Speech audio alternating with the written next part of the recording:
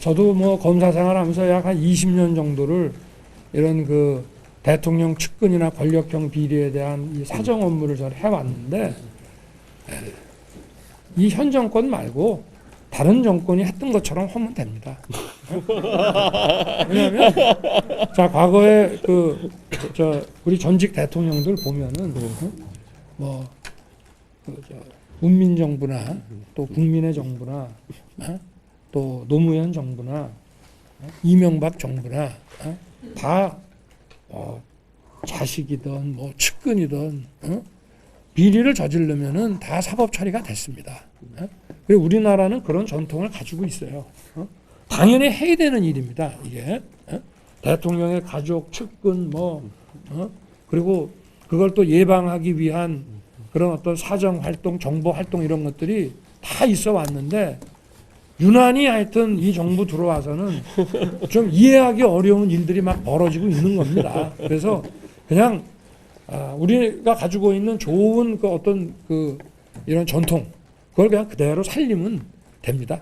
원래 이 인사가 그 만사고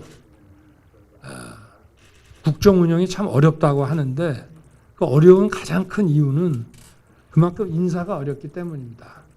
참 어려운 일이라고 생각합니다. 그래서 이거를 제가 뭐 100% 자신한다고 이렇게 말씀은 못 드리고, 하여튼 뭐 최선을 다해서 이 좋은 인사가 결국 국민들에게 좋은 이런 그 행정 서비스를 제공하는 것이기 때문에 하여튼 어려운 일이지만 하여튼 최선을 다해볼 생각입니다.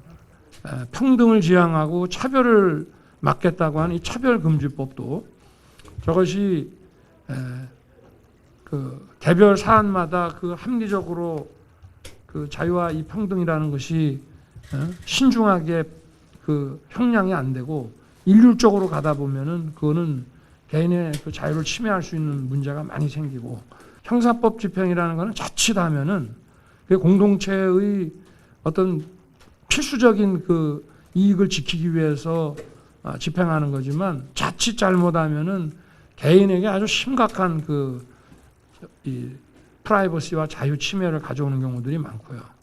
이번에 지금 법안은 올라가서 아직 처리는 못했습니다만은, 언론중재법 같은 거는 민주사회의 가장 기본인 이런 언론의 자유, 언론기관의 자유, 표현의 자유 이런 것들을 심각하게 이제 침해하는 것이고요.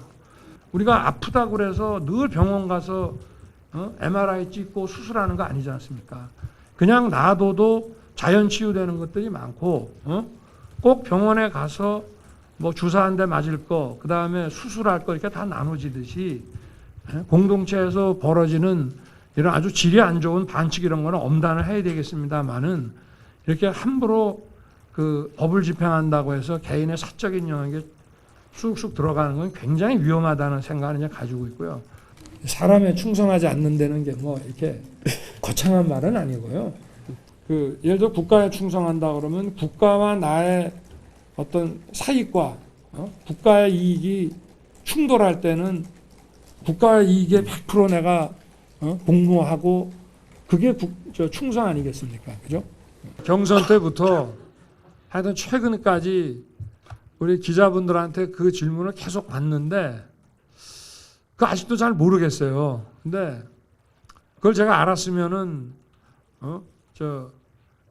상당히 저도 효과적인 좀 방법을 세웠을 텐데, 근데 이제 우리 홍준표 선배한테 좀 죄송한 말씀일 수도 있겠는데, 제가 이렇게 토론할 때 보면은 뭐 공격적으로 하시고 뭐 이래도 우리 홍준표 그 후보님께서 그 말씀하실 때 보면 굉장히 귀여운 데가 있어요. 이렇게 좀 저는 그게 우리 좀 젊은 세대에게 좀 매력이 아니었나. 그리고 또 이렇게 좀 화끈하게 이렇게 치고 나가는 모습, 그런 것이 여러 가지 좀 답답하고 이런 우리 청년 세대에게는 좀 탁 트이는 그런 이런 기분을 주지 않았을까. 그런 것이 강점이 아니었나 그렇게 생각하고 있습니다. 제가 50점어치의 그 공부를 하고 답안지를 썼으면 저는 50점을 받으려고 합니다. 그거를 70점, 80점 받으려고는 생각 안 하고 있으니까. 제일 중요한 게 정치든 뭐든 그게 바로 정지가 아니겠습니까? 과거와 같은 이런 아주 경직된 경직된 어떤 보수 당이냐 아니면은 유연하게 열려 있고 또 다른 진영도 포용할 수 있는 그런 정치 집단인지 하는 것은 지켜보고 여기에 대해서 판단하면 되는 거 아니겠습니까? 가장 높게 한 분만 얘기 안 하고 여러분을 좀 얘기하면은 나중에 이런 4.19라든가 이런 민주혁명에 의해서 물러나시긴 했지만 그래도 우리 정부 수립을 해서 이 자유민주주의라고 하는 이 헌법 이 가치를 세우고 한 이승만 대통령 또 경제를 일으켜서 우리 민주화의 토대를 만들어 놓은 또 우리 박정희 대통령 그리고 또 민주화를 위해서 헌신한 김영삼, 김대중 대통령 이런 분들이 그리고 이제 그 이후 대통령은 조금 더 시간이 지나서 더 평가가 이루어져야 되지 않겠나. 직전 대통령, 전전 대통령을 가지고 평가하는 것은 좀 빠른 것 같고요. 다 이게 정치 대통령에 대해서 이 국정을 운영하고 정치를 하다 보면은 다 빛과 그림자가 있는 거죠. 그림자만 봐서도 안 되고 또 빛만 봐서도 안 되지만 그거를 좀 균형 있게 봤을 때 또 우리나라가 당시에 처해 있었던 상황이나 이런 걸 다 종합적으로 판단해야 되지 않겠나.